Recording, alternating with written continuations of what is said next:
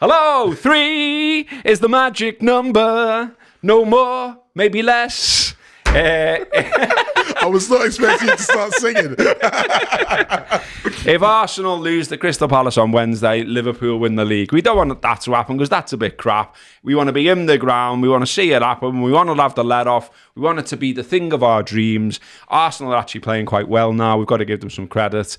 Doing really well in Europe. Played well against Ipswich. I don't know what you're all getting excited about. Ipswich have won one home game all season in the Premier League. That was not happening ever.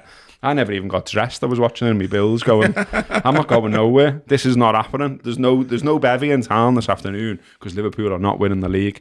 But yes, if Arsenal don't get beat by Crystal Palace, Liverpool will wrap it up if they can beat Spurs at Anfield on Sunday. A 20th league title back on our pitch. It's beyond words. It's there, mate. It's there. So how are we all feeling about it? We will, of course, if we do that, cement our spot as the most successful English club of all time. We are anyway, but you know what I mean. It's nice to be level with those down the road on 20 titles, which we will soon be. And then, well, it will be big hugs, won't it? Big smiles, big drink with your mates and everything else that matters. It will be a celebration in every one of the games that are left. We will see a trophy lift. There will be a parade. The city will be alive. It will be a summer of smugness and a season of calling ourselves champions. You know what I'm looking forward to? What? Match of the day. First match of the day of the new season. The last bit that they go before they cut to the studio. Verge with the trophy. Yeah. Everyone around it. Yeah, all season long. Every Saturday night. After a win, after a draw, after a loss, there's Verge with the trophy. Cannot wait, mate. Cannot wait. There's always loads of little nice bits about that, isn't there? And look, you just get to go up and down the land all season. If you're lucky enough to go to the aways and sing about being champions, and we can sing about every game at Anfield about being champions until we're not. And who knows, we might even retain the title, despite what old hairy Ham says. Lots of people sending that to me today. I am aware of what Richard Keys has said, and we are going to get stuck into the butte big time in the subscriber show. So that's about that. You were getting excited there. But come on, you can come to the subscriber show. It's free. There's a free trial. Come over there and see what we've got to say about the bell later on. But before all of this, we are going to talk, of course, about the Leicester game. But before that even, I want to celebrate where we are. I want to make it happy. It's Easter. It's Easter Monday. It's a bank holiday. You're all stuffed with chocolate. The Reds have won again, albeit a bit of a grind. So let's celebrate with some crisps. Crispy time. Woo, woo, woo. I thought you'd have got them closer to that. I know, I just realised I did it all the way over there. That was poor logistics on my behalf. So yes, here we go. So the previous mentioned booths, Bearsco branch, where we were able to get the black pudding and mustard flavour Lancashire crisps from, which are beautiful. Banging. Well, back in there, and this time, Fiddler's Lancashire crisps, Lancashire sauce flavour. Ooh. Get your laughing gear around them. Special edition. Someone's saying, where's the tea? It's here, mate. Look, it's here. It's here in a TLC cup where it always is. And it is Barry's tea. So just have a little go. We're professionals. We don't crunch on the microphone. Oh, yeah. I mean, I have no idea what Lancashire sauce is. That was going to be my first question. I've never heard of it. No. I've never heard anyone say, you know what we need with this? A bit of Lancashire sauce. But whatever it's meant to be, it's good. You just get the Mo approval. Oh, absolutely, yeah. It's got that tang that I'm always after in the So crisp. once again, Fiddler's Lancashire crisp have played a blinder. And if you'd like to sponsor the podcast, come on down. We've got a big old space right here for you. Yes. Anyway, someone's asking, is there any progress with the TLC mugs? I want one. Well, Yeah. nothing we can officially announce, but we are working on it. We are absolutely working on it. I mean, no. Getting closer. Closer. I mean, no. I'm whipping him into shape is basically what's happening. Yeah, so that was, we popped into booths with them on the way home from conquering the old man of Coniston at the weekend. Good work. That was a good walk, a recommended hike if you're into all of that. It took us about 3.5 hours to do a loop over a couple of ridges and a couple of peaks, and then you do Old Man Coniston, and then you come down. And it's very good. And it's Cadir Idris next for us, and then we're doing Scarfell Pike after that. And then we'll venture over to Ireland and do that one in Kerry that I can never pronounce. Anyway, okay, the football. Stick to the football, as they say. Just while those words are leaving my mouth, I'd like to heartily recommend the Duncan Ferguson episode. It's a belter. Have you had a go? I watched it when I saw the agenda. I thought, because I've seen the clips, so I thought, let me give a deep dive. And you know what? He's someone who I've always kind of warmed to, despite all of the obvious reasons not to. He just seems like a decent fella. Someone who's willing to admit their own mistakes that they've made in life, which I'm always very honest. I'm always up for someone who can hold their hands up. But yeah, just you just imagine being a really sound pint. Oh, 100%. Like that's what I was thinking. I didn't watch it. I listened to it on a walk, and I just thought, what a fella. Like I've been sort of toying whether to even mention this, but I'll just mention it and just say in passing. Let's just say that someone I know is not being in the greatest of health. And I managed to get a message to Duncan. He's a big blue, this lad.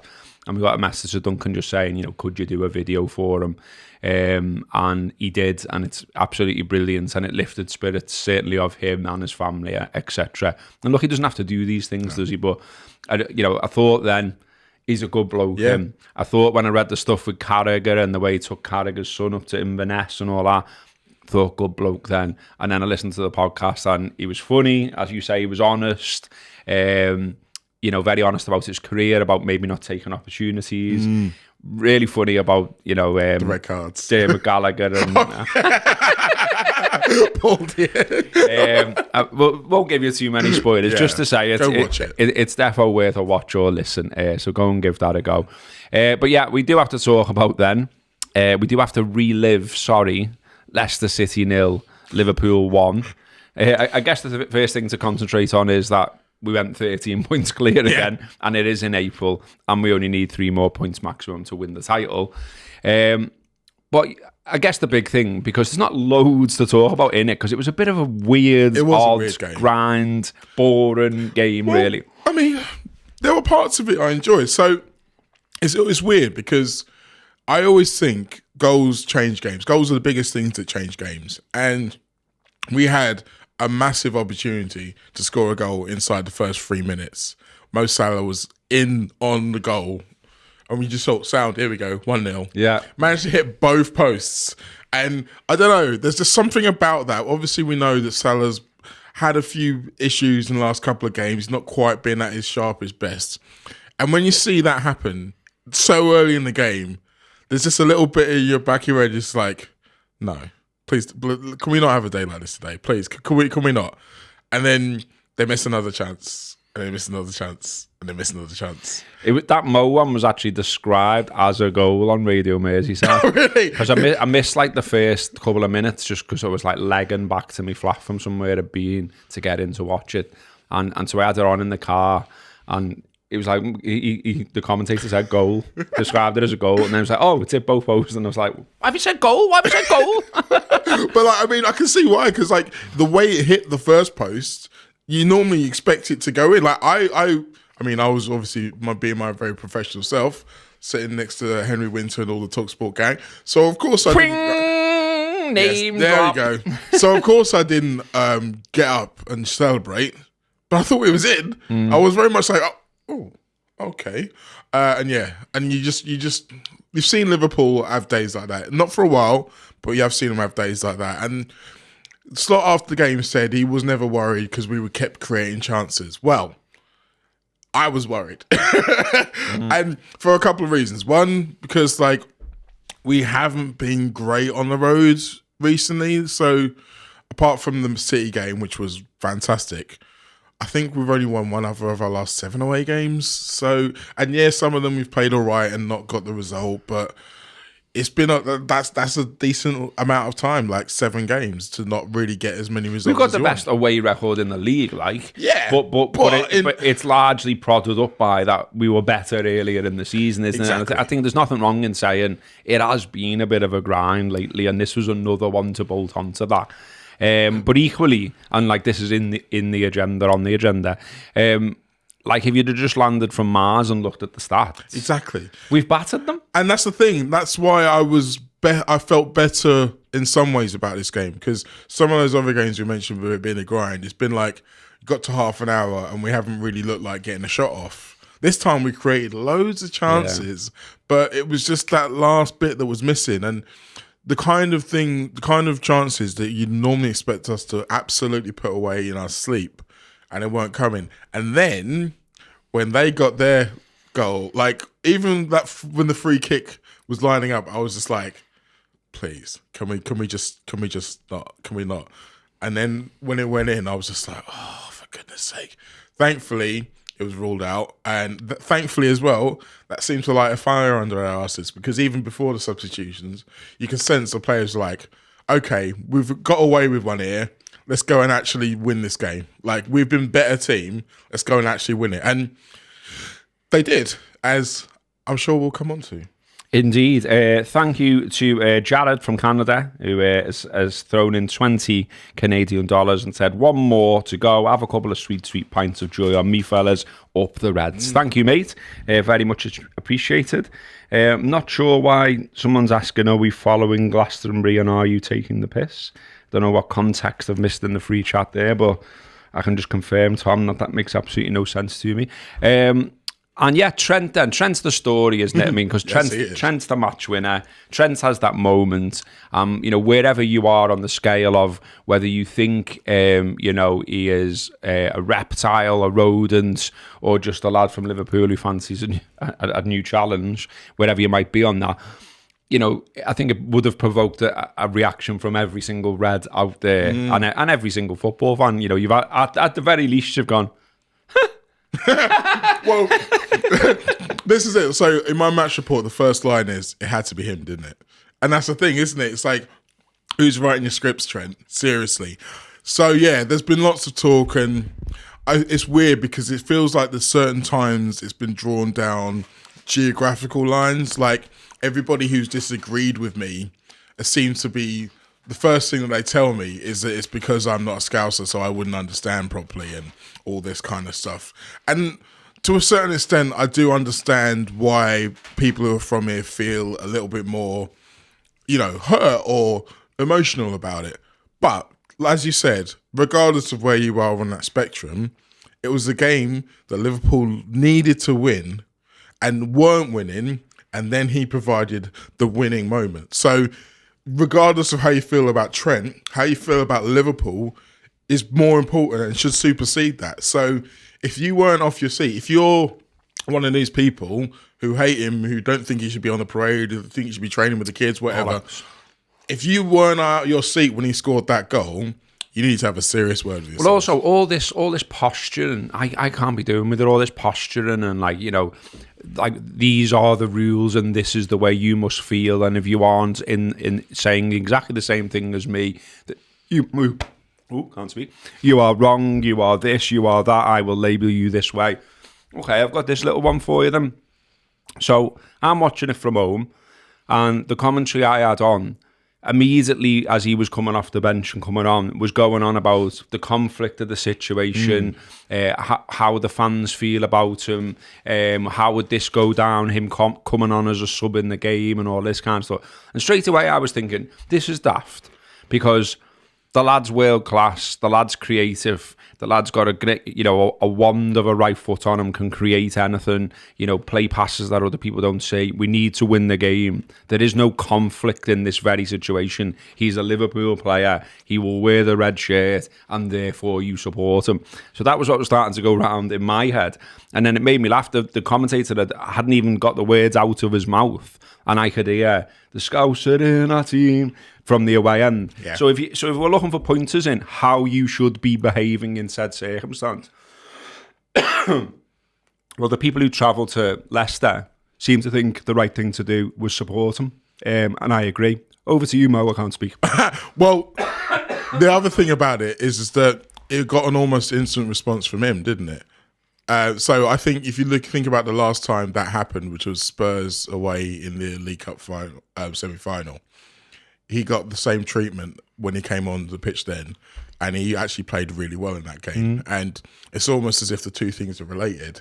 Like, it's almost as if we've been hearing from players for the last 10, 15 years about how much they actually love the support of the fans and how much it helps them play well. And so I think, as much as there's so many psychological experts and, you know, people who are body language experts saying this and that about his celebration, I think part of it is just going to those people to say thank you for all of the support you've just given me. I think it's that, and I think he felt empowered to do it because, you know, A, he'd scored, and, you know, and B, it's the winner, and you probably felt it was at the time.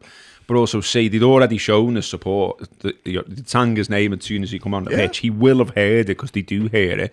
And so, he was encouraged a little bit by Van Dijk, apparently, wasn't he? But, pushed him forward. But nevertheless, he's probably thought, these people go home and away, and they're showing appreciation for me, so I'm going to show some appreciation for them. And I think, you know, look, there's no doubt in my mind that whatever he is going to do, which does look like he is going to Madrid, I don't think he's done it in a throwaway manner. No. I think my impression of him all along has been he's like a deep thinker. You know, he thinks a lot about what he's doing, why he's doing it, where he's going, what he wants to achieve, where his career is going, all of that. And I think all of that is a big part of why he's decided to go. And people can go on all day about the circumstances and how it could have been better and handled differently and all the rest of it. But it is what it is, and we're in this situation. And I don't know, you know, I've had people saying to me, like, I'm not having him. Like, you know, he's a bit up his own arse and, like, pulled out, you know, remember when he wore that painter and decorator's outfit when he was wandering around Monaco or whatever? or when he'd been in the leather shop in Central and wore one of them mad leathers post-training or whatever it was. But look, you know, we can all do, like, select something where we decide this fits my narrative. I mean, seen some weirdo who was even going on about, like, he'd put loads of weight on because one angle of one picture seemed to show a bit of body fat on him. And it was like, mate, there's another picture right here where you can see he's got a six-pack. Yeah. So, you know, last thing I remember, not that I've ever had one, but to have one, you don't have a lot of body fat on you. So why are we pushing this weird narrative? And I don't know, like, I think loads of it's like, I guess some people are upset, and I think it's sad. I did think yesterday, I feel sad about it. Not angry so much, more sad that, you know, he doesn't continue his story here. And, you know, and when you're looking at him and when you're seeing that primal scream come out of him and when he's enjoying that moment, and it was great that he had that moment if he does indeed depart. But you're thinking, you can't help but think, well, doesn't it get better than that, mate? Well, do you know what I mean? I genuinely think that if there is any part of his mind that isn't made up, having a moment like that is definitely going to make him think again, because all those things you said is catching now. All those things you said about... Yeah, I wonder why we can't talk. Oh, yeah, we've just been eating crisps all day. All those things you said about the connection with the people who's just been singing his name and him wanting to go over there and letting out that primal roar, and the fact that what that goal means that his team are going to win another massive trophy. And you do wonder about whether those are the moments that he's going to think, well, I'm going to miss this, or does he think, well, I kind of still want more of this? You don't know. I mean, I thought he was like, what he actually said though was quite telling in that, like, I mean, I didn't expect him to say anything, and he didn't say anything. That's been his stance all along. But I thought there was a bit of his comments where he was almost like, you could see him sort of looking up and looking around, and he looked like, to me anyway, and we're all, like you said, we're all doing it. We're all doing the psychological analysis and looking for, you know, little tells in the way he might speak, hold himself, whatever. But I thought, he seems a little bit wistful, you know what I mean? Like, I've had some good times in this stadium, you know, obviously referencing 2019 when we go there Boxing Day. Yeah. And that's the precursor to, that's when we all thought, isn't it? It's done. We've won the league. And, like, you know, he's brilliant that day.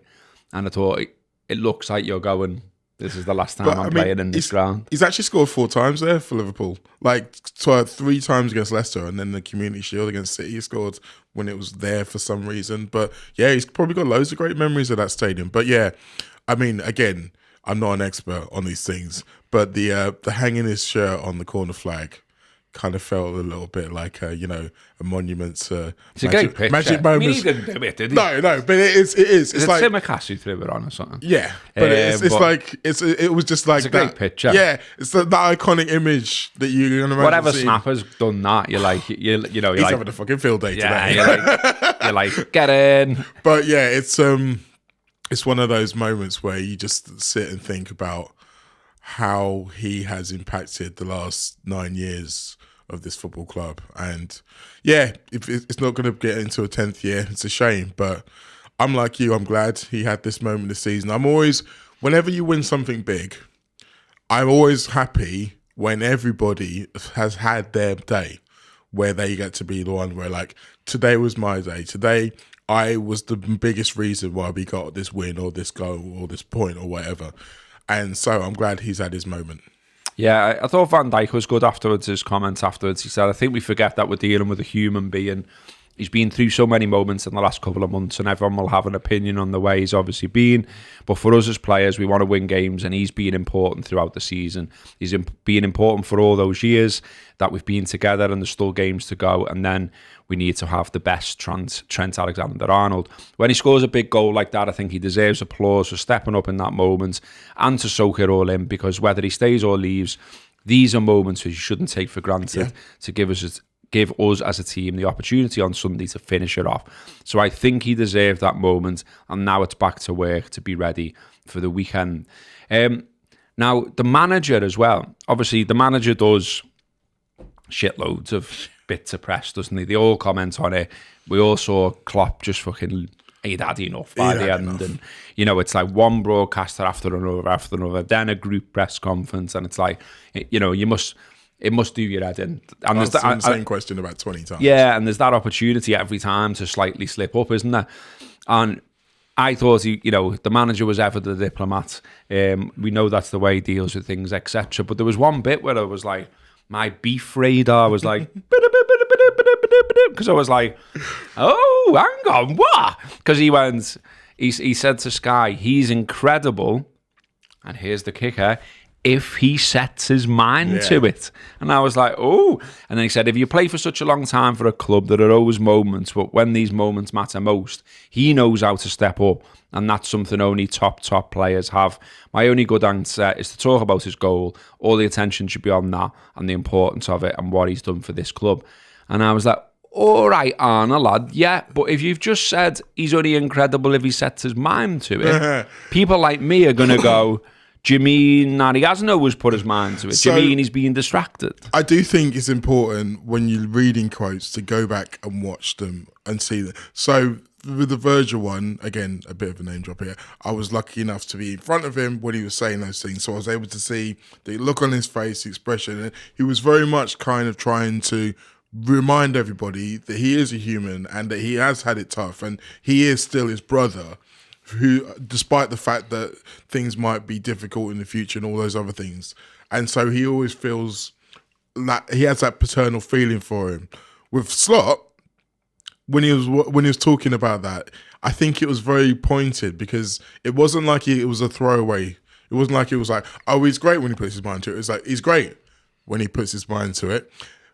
And that told me two things. One, early on in the season, we heard that Trent had said to him, I want you to be harsh on me. I want you to tell me when I'm not doing things right. I want you to keep on at me and make me a better player. And obviously, Arnie has kept doing that.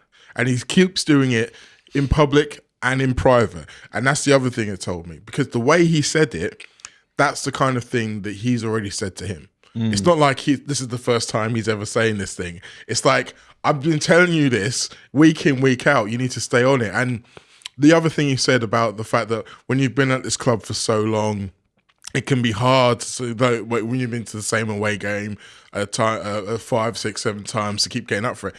clearly that's what his problem's been. There's been times where it's kind of like, because they've been so high, they've been to the mountaintop, it's hard for him to kind of stay sharp and be like, do I really need to be at my best to beat these? We smashed them 4-0 last time I was here. They were still rubbish. I mean, we've relegated Leicester City the last two times we've been to their stadium. Like the last 2 times we've been to their stadium, we sent them back into the other division. So there's a part of his mind that's probably not switched on all the time. And that's the thing, that those are the kind of things when you're a coach, you want to keep on at him. And it doesn't matter to him if he's not going to be there next season. He's going to be there for the next 5 games, so he wants to improve him. So I wouldn't necessarily call it beef. I would just call it him being himself to the end. Well, he did say, I watched some of his other bits of media that he'd done, and he did say later in a different interview that you couldn't question his commitment. Yeah. And he did also say he'd worked incredibly hard to get fit again, to be able to contribute, which again I think says something, because I heard lots of people, again, you know, on the spectrum of maybe more towards the sort of rodent reptile end of reaction, saying, you know, he shouldn't play again. And, you know, and then I thought, I wonder how he feels about that. You know, from his end, he could easily just do a Coutinho and say, oh, he had a back injury, see you later. There was no back injury. No. But you know, he's this is his manager saying, it doesn't come across as a bullshitter. No. His manager has said he's worked really hard to get himself back into this situation, to be able to contribute, and he's won us a game. Absolutely. And I think, with his left foot. Yeah. The first goal with his left foot, which I think is ridiculous. Mad, that, isn't it? Especially when you see how he hit it. And also when you think about the way that they go at corners, because like they swap sides. Him and Robbo always used to swap sides at corners, weren't they? So if Robbo was taking the corner from the right hand side into winger, Trent would be in the left side of the goal. So you think there'd be a point where it comes to him and he just hits one, but it was a sweet hit. But no, you're right. I do think it shows commitment for him to come back. I do think it's notable that Slot has mentioned his commitment on a couple of occasions now, as if to say, for you who think he doesn't care, he does care. And I think he absolutely wanted to get back on the pitch. I also think it's good on Slot to say, yeah, we need him. We want to get him on there. I'm not letting any of that outside noise affect it. The guy I see in training is desperate to play for this club right now. So I'm not going to let anything else tell me not to put him on the pitch. And then you think about, obviously, the situation with Connor. Like, it's clear that he's still not fit enough to play 90 minutes anyway. So you need to have him. And maybe there's an element to people thinking, well, over the next 5 games, maybe if we kind of need to get a look at Connor and see how he does playing 4 or 5 games in a row. But I wouldn't be surprised if we still see both of them playing, or maybe one starting one game, one starting another game. Yeah, we shall see. We're going to talk about a little bit more about that in a minute. I just wanted to say thanks to the people in the comments doing a bit of God's work, encouraging other people to just click the like button, both on the show, but also click the subscribe button on the channel as well. But neither of these things cost you any money. So, you know, the like helps the algorithm and all that, but so does clicking the subscribe button on the Late Challenge podcast YouTube channel. It just means that, you know, we get a higher number, and then it starts to influence how many people actually see it, and who knows, it might continue to grow. So right now I can see 106 likes. It just went up, as I said there. And I can see 12.6k for the actual channel. So if you could like both of those things, if you're just watching now, that would be a big help. Absolutely. Thank you very much. Trent himself said special moments that will live with me forever, about scoring at Leicester. But, you know, like I said before, he seemed a little bit sort of wistful about all of it, really. And like I say, I just don't think he's done it lightly. And I also think that, you know, the captain's point about him being a human is a really good one. We're all human at the end of the day. We all just get one go on the swings, and his go, he's decided he wants to swing somewhere else, try a different playground. I mean, I was wondering how far you're going to go with this analogy of swingers, because, I mean, you know, you get yourself in a bit of trouble here. Well, we'll move on. I mean, one thing we do, pregnant pause, one thing we will miss. See what I did there? Oh, yeah. One thing we will miss is his creativity, as I said earlier. And look, I want to do a bit on Connor, just a bit of analysis, bit of conversation in depth on him. None of this, before you all start, is to do him down. He's been fantastic for Liverpool. Yeah. He's only 21. But I just wanted to say that, yesterday we saw him struggle a little bit at times, including defensively. And I think it's worth putting into context when people, and I've been doing it myself, where you're just going, sound. Conor Bradley can just go and play. And then you're like, hang on. That game at Leicester there was his 26th Premier League appearance of his career. He's played in League One more than he's played in the Premier League. So Mavididi was causing him problems. Yeah, he was. Going past them. Looked a decent player himself there. Think so, yeah. And you're looking at it, surely thinking, well, if he's starting week in, week out for the Reds next season in the Premier League, he's going to be up against some real talent that we already know exists in the league, and no doubt further talent that will be recruited to the league in the summer. So I thought I'd have a little dig into it this morning. So it's 15 appearances in the Prem for Conor this season, and he's got 1 assist in that time.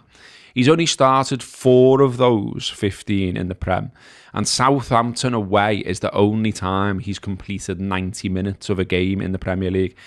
If you then roll that out to include all his Premier League appearances so far for Liverpool, it's 14 starts and it's 12 times on as a sub. But he's only played 90 minutes 3 times. Yeah. A game which sort of is quite telling in a way about he's obviously seen as he's still developmental, if you like. And I thought this sat really well with, and I wouldn't be surprised. I thought, I hope he doesn't see this clip going, we're doing that on the Monday night, you shit out. But Carragher was saying after the game about not playing Trent and playing Conor because you need to see if he's any good, essentially. And you could see there was a bit of pushback in the studio. There was online. People. I heard something on the radio this afternoon as well, and it's like, I don't get what he's on about. Why wouldn't you play him? All of that type of reaction. I think he's got a point because he was saying, but the league is won, and essentially it is. We know that we either need 3 points or we need nothing at all, or whatever. But I think his point was, when you look at those stats that I've just said and see how inexperienced he is, he does need games. He does. And he does need testing. And you do need to look at him. And who knows? I mean, you'd like to think we're already deep into succession planning or planning for the summer or what they're going to do. But who knows? Maybe it's like teetering on the brink. Maybe they're like, well, we think he can do it, but we'd just like to see he definitely can. Yeah. And you look at what games we've got coming up. Chelsea away. Like, you can talk about how good Chelsea have been or haven't been. Pedro Neto plays left wing for Chelsea. He is a top talent when he's at his best. He will be a tough test for any right back. Then you've got Brighton, who have got Kaoru Mitoma playing the left wing, who's also very, very good. And so you think that these are the kind of things, when you've only played 26 games, you want to be playing against you want to be logging as many minutes as possible. You want to find out. But the other thing that I remember and I think back to is think about when Trent was coming through. Like, he didn't just get over it straight away. There were loads of times for a good, about 2 years, he was still interchanging with Joe Gomez at right back. Like, it pretty much, I think 18, 19, there was times when Joe Gomez played right back. Like, so, yeah, the first leg, Barcelona, the semi-final, Joe Gomez plays right back and Trent's on the bench. And because there was still that feeling that, he wasn't quite there yet. And he'd already been in around the first team for a couple of years at that point. So you need to have those reps. You need to build up. And I don't think it's a knock on Conor to say that we need to get him more reps. And he's still got a long way to go. Because you look at Mavididi and some of the things that he was doing, it felt like the kind of things that you do to trick a rookie. Like, there were a couple of times where he just kind of looked like he was going that way and then almost moved that way and then just came back the other way. And it's kind of like, you could have said, once he's done that once, you can't really let him do that again. And he did it a couple of times. And he was testing to see if he was going to fall for it. But then the flip side of it is that you saw what he was able to do going forward. Yeah. And I think the thing I love about him going forward is not just the bravery of him to be thinking, I'm going to just take the ball and run through the centre of the pitch and wait for someone to tackle me, and then I know what I'm going to do when they do. But just some of the runs off the ball that he was making, he knows that, like, I can make it really easy for my teammate if I'm up here putting pressure on this guy and the intelligent way that he was able to find space. Going forward, he's got such a great development of his game. So that makes you think that when he has the same reps defensively, he will be able to pick it up. But you're right, you have to see it. And we've got a lot of things that we probably need to do this summer in terms of transfers. So for the club, and we're probably not going to be able to do all of them. No, let's be honest. And so for the club, like I keep hearing, and I've done it. You've probably done it. We've all done it. Where you're like, and actually, I'm not sure about him. And actually, we could do that. And it's like, are we really going to have like a Houllier type summer where there's half a team sat behind them in the stands? And also, has that ever really worked? I know. I mean, outside of the first Mourinho season. Did you hear what Slot said the other day? And because I thought, here we go. Because he was going on about, there's also evidence that if a team plays together for a long time, it gets better. And I was like, I can't be bothered with seeing what that's going to cause on social media. But you know, but he's right though, isn't he? Because I mean, he is. And that's understandings, partnerships, all that kind of stuff. And that's the theme that he's kind of returned to quite a few times this season. Like when he talks about Arsenal and talks about the fact that Arteta's so deep into it. And you think about Unai Emery, it's the same kind of thing at Aston Villa. Like, there's a reason why managers have a long period of time. It's because they are successful. But then it's like, what kind of begets the other? There's a really good article, I forget who wrote it, it's out there, about Spurs and about how they seem to think changing managers is the only fix that they can make, and they just keep changing and they're not getting any better. So being together, whether it's as a manager in a squad or just as a group of players, makes a difference. But you also need new energy. You also need to freshen it up, because I mentioned Aston Villa and I mentioned how much they've been together with Emery. There's no doubt the players that they brought in January have helped them go on the great run of form that they've been on recently. Like Rashford, Daniel Marlon, Marc Asensio, even Disasi has looked better than he did at Chelsea, but they've all helped. And so there are times when you need a little bit of a kick that you get from a new player, an exciting player. Luis Diaz, when he arrived, he did the same thing on his first 6 months. So there is a balance to be struck. But going back to Connor, if they don't have to do that, if they don't have to bring in a senior right back, if they can say, okay, Connor, you're going to be our first choice, and then we're going to rotate Quansah, Gomez, if he's still here, or maybe even on a few occasions throw Curtis in there, which I'm sure that was part of their thinking when they gave him those 2 games earlier in the season, then it's better. But we also have to remember that Connor's still growing. He's still a young kid. He still hasn't necessarily shaken off the injury issues that he's had. And so I don't think it's a knock on him to say that it's not automatic that we can just throw him in there and expect him to play 50 games a season and he'll be sound. I think we need to be a bit more realistic. Yeah, absolutely. Thanks to Calgan, who's thrown in 10 quid, and he says, looking forward to the Red Weekend there. Are either of you there?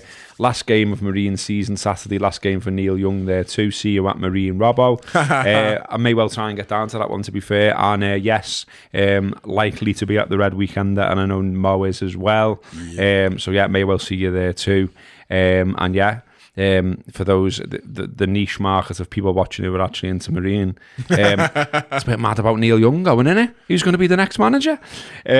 But yeah, thanks for that, Calgan, and yeah, hopefully see you at one or both of those events. I had a bit more about the sort of the wider game, but I kind of feel like we've touched on some of this, maybe done this already in the show. I just wanted to say sort of like, we do all love, and I do love, throwing the metaphoric punches at all of the narratives that are out there about Liverpool that we don't like. But, as you said before, the results, there has been a bit of a drop-off. I wouldn't want to call it a wobble because I don't want Neil Atkinson on my case. but no one wants that. Let's talk about the wobble. Absolute cinema. But it was brilliant, absolutely Neil in full flow. That wasn't it. But there has undoubtedly been a grind. We've got results, and that's brilliant. And look, it's one of those. This is almost a cliche to say this, but that is what we used to see Man United do. I was just going to say, it was like, they didn't play for 38 games. Brilliant football. They ground out results, and we've been doing a bit of the grinding, and the grinding grinds, but ultimately you still win, and that's the main thing. City have done it. Like, I vividly remember a game where Burnley away, where they won because slightly offside goal went in off Aguero's arse, and they won 1-0. And no one else remembers it. I remember it because I had to watch the whole bloody thing. And there were so many times in this March-April period, if you go back to Man City's last 4 seasons, there are times when they didn't play at their best and they just managed to get 1 goal or 2 goals when the team, they'd finally ground the opponents down. They managed to get 2 over the line, got out there with 3 points, and no one ever thought about that game again. The idea that because you're the best team in the league means that you have to pump everyone 3, 4, 5-0. Like, I mean, it'd be nice. It would be nice. And when we battered Spurs and battered West Ham, I think that was probably like the sort of golden period of the season, wasn't it? But it'd be lovely to be doing it. And look, this is the thing I wanted to mention. This I mentioned at the start, and then we haven't actually gone through them. The stats from yesterday are wild. So, expected goals for Liverpool, 2.57, 0.27 for Leicester. Big chances. Leicester, none. Liverpool, 10. Leicester had 5 shots. Liverpool had 28 shots. Yeah. Their goalie made 7 saves. Alisson, none. We had 13 corners. They had 1. And on you go. Everything says. And we were actually dangerous from corners as well for a change. Yeah, they were doing a few different things, which was nice to see. But, so like I said before, if you just turned up now, you've been asleep for a few days, and like you were like, how did the Reds get on? And you pulled up, stat app of your choice and looked, you go, oh, we've battered them then. Bloody hell, should have been 10-0. But obviously statistics don't show everything. Leicester did hit the post. They did have it in the back of the net, albeit aided and abetted by a foul on Alisson. As you already mentioned, Salah, you're like, you can do that. It's unlucky and all the rest of it. It's going to be one of those days when it's both. But equally, you're like, lad. Yeah, just put it in the goal. Go on, Mo Salah. So the one in the Simicast where he crossed it across, and he was like right in front of the goal, and he probably should, like Clinton Morrison said it on the BBC chat, that he should have just chested it in, and he tried to go with his foot, and because his foot was already so high, he ended up putting over the bar. It's just like he was overthinking it. There are times when you just need to throw yourself at the ball, just like full on like Superman dive at it, and it will just go in. And if it was at any point in the season earlier than this, you just say, oh, it was just one of those days, he's going to score a hat-trick next week. I hope he does. It would be absolutely like Mo Salah to wait until the point where it's like the next game, the next win wins it, and suddenly he's got all the goals and he's taking it all on his own back again. It'd be nice to just have a bit of icing and cherry, I think. I think that's what we're all missing a little bit, because the grind is the grind, and look, we're going to win the league and we all can't wait. But, to tonk someone would be nice. Do you know what I mean? I'd love it. And well, last time I checked anyway, I think there was still some time to play. But I'm driving in there and Leeds are winning 6-0 at home, and they can go up tonight, can't they? If Sheffield United don't beat Burnley, and I thought, what a bevy that'd be. Then, you know what I mean? Winning 6-0 getting promoted, and that's what you want, isn't it? Yeah. You want the flourish. You want this big performance that's just like a collective 2 fingers, and we sort of haven't got that. But you know what? Arsed in a way. Do you know what I mean? We won't be arsed when the pint's in the end. No. But week by week, when you're watching a performance and when you're like, oh, come on, lads, be more clinical, put it away, put them to bed, the shit. We hate them as, the songs they sing and loads of unlikable people at the club. Come on! Yeah, shout out to my mate Danny, who works for Leicester City, by the way. But yeah, I think the idea of it being Spurs is perfect, though. Because you get this, the release. It's all of those things that you've been wanting for a while and haven't happened. They all happen at once. So we get the league title. We get Salah goals. We get to absolutely smash someone. We get to celebrate. Because This is the other thing about the title. We mentioned at the top of the show about how close we are and the celebration, the pint, and all those things. You know what I keep thinking about? July 2020. You know why? Because that was the last time we won the league. And we all had to tell ourselves that it was great. Because let's face it, no one was having a good time in July 2020. Like, I don't care where you are, what you were doing, unless you were a government agent who bought a PPE contract, no one was enjoying themselves in July 2020. No. So this was the only thing in our lives that was good. That we say, so this has to be good. This has to make up for all this shit. We're going to really embrace that this is a fantastic thing. And yeah, it's a great thing to get the monkey off your back, but it wasn't great. Like, we were kind of fooling ourselves. Like, I was kidding myself that I was in a relationship that was terrible, and I was telling myself it was great. We were telling ourselves that this celebration is going to be fantastic. We were watching them lift the trophy in the stands and thinking, oh, how cool does that look? And trying to ignore the voice in the back of your head saying, yeah, but imagine if we were there. Imagine if we could see it. And now we can. Now we can. We're going to get everything in this one nice, lovely bundle. Like, and the other thing about the Spurs game, and the thing that I'm kind of the other reason I'm hoping that we smashed them, is because I think the Spurs fans are going to be celebrated as well. Like, they're absolutely going to want to join the party. I mean, they may as well, mate. Kettle Ange's head, because it's like, how can we be getting beat 4-0 and use all celebrating? They may as well. I mean, like, it's been, imagine supporting them this season, Christ. So, you may as well come and do the thing of, we're made up that Arsenal didn't win the league. And they've still got their semi-finals to think about, so they can still win a trophy. It's not like their whole season is raced around Arsenal not winning. But this is just a nice little bonus. Yeah. Someone did ask this morning on Twitter whether we could get into how bad Manchester United are again. Okay. I mean, we did that last week, and someone else, some feedback we got through the week was I really like that you devote a section to them being really bad. I think it's the first time they've lost 15 games in the Premier League now. So officially, sort of the worst Premier League season they've ever had now. Fantastic. Obviously comes in the same year that we're going to lift the title. Also fantastic. Spot of the stat. Know you like a stat. Oh, yeah. Is from Dominic King, previously who used to cover the Reds for the Mail, does a bit more racing these days, if I'm right, but still a Red. And he tweeted, here's a stat. If Liverpool hadn't kicked another ball after beating Tottenham 6-3 on December the 22nd, they would still have more points, 39, than Manchester United, 38, currently have. That win in London was 4 months and 15 games ago. And then someone replied to him and said, here's another Dom. United have lost 8 home league games in front of their fans this season. Liverpool's 8th last home loss in front of fans was August the 29th, 2015, when we lost 3-0 to West Ham and Brendan Rodgers was the manager. That's insane. And that's great, that, especially I love the follow-up, because I've always said and will always bang this drum, realise how privileged you are to be a Red. Realise how privileged you are to go to Anfield and watch, more often than not, us win, us score goals. We scored a goal in every away match this season.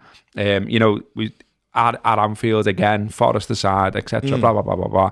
We've been fantastic. You're lucky to always see that. There's all of these fans right across the country supporting clubs that would die to be seeing shit absolutely like this. And even talking about United, like, it would be churlish of us to not even acknowledge of what happened on Thursday when they had the grand comeback to end all comebacks, when they were 4-2 down against a team with 10 men and managed to score 3 goals and win the game, and how wonderful that all was. And you see the little kids who was crying in the stands, and suddenly he's jumping for joy in his dad's hands. Like, I can detach the United ha-ha lols head and just look at it as a football fan head and say, yes, that was a wonderful moment. And then I put that head back on and I say, you know what? You know why I love that?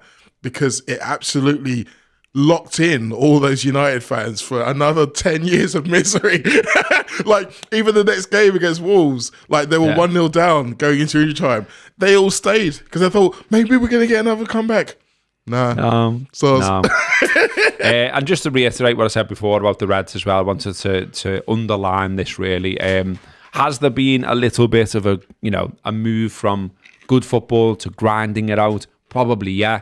But Liverpool's away record reads as thus this season: played 17, won 11, drawn 5, lost 1, scored 41 goals, conceded 19, 38 points, 2.24 points per game. Next down from us are Arsenal, 7 points less, won on the road, lost 2, drawn 7, won 8. They scored 11 less goals, and on we go from there. So, this... I just like putting two fingers up at the undeserving shit, and we're going to come on to old hairy hands Richard Keys and what it is nonsense that he's been spouting. We're going to do that in the subscriber show after this. Tottenham next up then, and Tottenham when we hope we will be crowned, the coronation and all that kind of stuff. We talked earlier about not banging in goals and not being convincing at times against Spurs, the away leg of the League Cup semi aside, and even then they had a lot of luck on their side. We have been, and this kind of feels like a great team to be playing, because their record this season, I said before, being a Spurs fan can't be fun this season. All comps this season, they've won 22 games, they've drawn 8, and they have lost 21 times all comps. They are 16th in the league currently. They're playing tonight against Forest. They've suffered 17 Premier League defeats this season. And yet, they've scored 60 goals in the league, one less than Arsenal.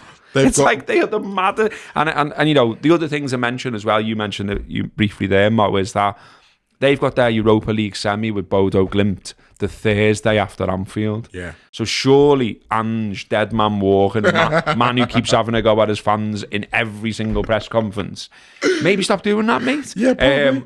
But surely his mind is going to be on Thursday. Surely his mind is going to be protecting his best players for then, rather than giving a shit about our title celebration. You'd think so, wouldn't you? Particularly considering how much injuries they've had to deal with over the course of the season. They are going to be more cautious. But I do think that they are, for the first time, I think there's only one player out.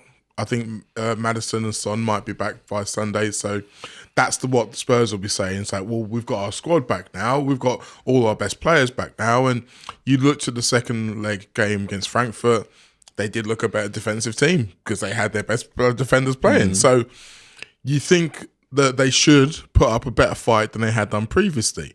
But like you say, there are so many reasons why this game is less important than the next game. And whether or not you admit it with the way that you put your team out, or whether or not it's just psychological, it's going to have an effect. Like, I don't know. I genuinely would love to ask a footballer this question. If you go into a game like Spurs are going into, where you know that if you lose this game, your fan base really won't care, does it make a difference in how you play? Does it, like, whether you're conscious of it or subconscious of it? He got a cob on about that last time. He did. And that's the thing, like, a massive cob on about the whole, I think that was the first point where he looked at his fans and thought, "Yous are dickheads." And I don't think he's ever come back from that. But the difference between that game against City and this one is that they were at home. So he had, 40,000 of them all doing it. Whereas away, there's only going to be 2,000 of them. And those 2,000 will still be singing and cheering for the team. But at the end of the game, they'll probably be singing and cheering for Liverpool if Liverpool win and deny Arsenal the title. So it's a really weird one for Spurs because you're a player. You don't want to get injured in this game because you might miss a semi-final. And we've also seen from Liverpool's perspective, a lot of players, if they come back from injury, they're not at their best straight away. It takes a few weeks sometimes. So all of that put together, Spurs will feel like they should be able to put on a better fight than they have previously against Liverpool. But also, you wonder, deep down, how much fight they really have. Indeed, and we didn't see much in February, did they? When they came to Anfield for the League Cup semi-final, we beat them 4-0. We didn't see too much when we beat them 6-3 at their place. And their Anfield record is as such. Hi, mate, who doesn't like me reading out the stats. At Anfield against Tottenham Hotspur, we've played 91 games, we've won 58, we've drawn 25, and we have lost 8. Here we are, mate. And that is that. We're gonna save the rest of this gold that I have in front of me for the subscription show. So if you'd like to come over and listen to us talk or watch us talk about Hairy Hands, Richard Keys, the desert TV presenter, and all the shite he's been saying this time and in the past, and what we might have to say about that, come on over to Patreon, sign yourself up for a free trial. Not only would you be able to watch this show, you can watch any show we've ever done as a subscription show. And then if you like it, well, you can sign up. And if you sign up, it costs £1 a week. And like I always say, it pays for us to keep the lights on. What a bargain. Something else that I probably should mention, that I have realised earlier this week, that I have never actually mentioned on this show. Some of you know about it, some of you don't. I have my own YouTube channel, which I do all of the press conference gear. So you know that I'm in press conferences asking questions to Arne Slot. After a press conference, I'll do a little review video where I talk about what happened, what I think he means, and any interesting tidbits that came out of it, things that we could all learn from the press conference. I do one of those after everyone. Just search my name, Mo Stewart, and you'll find me looking like this. So yeah, please, all of you late challengers, if all of you enjoy what I bring to this show, go and find me over there. I would love to see you. There you go. That's all the plugs. Come on over to our place. See you next week if not. And yes, hopefully next week we are talking about the champions. I might be wearing a crown. 20 times, Man United. See you later.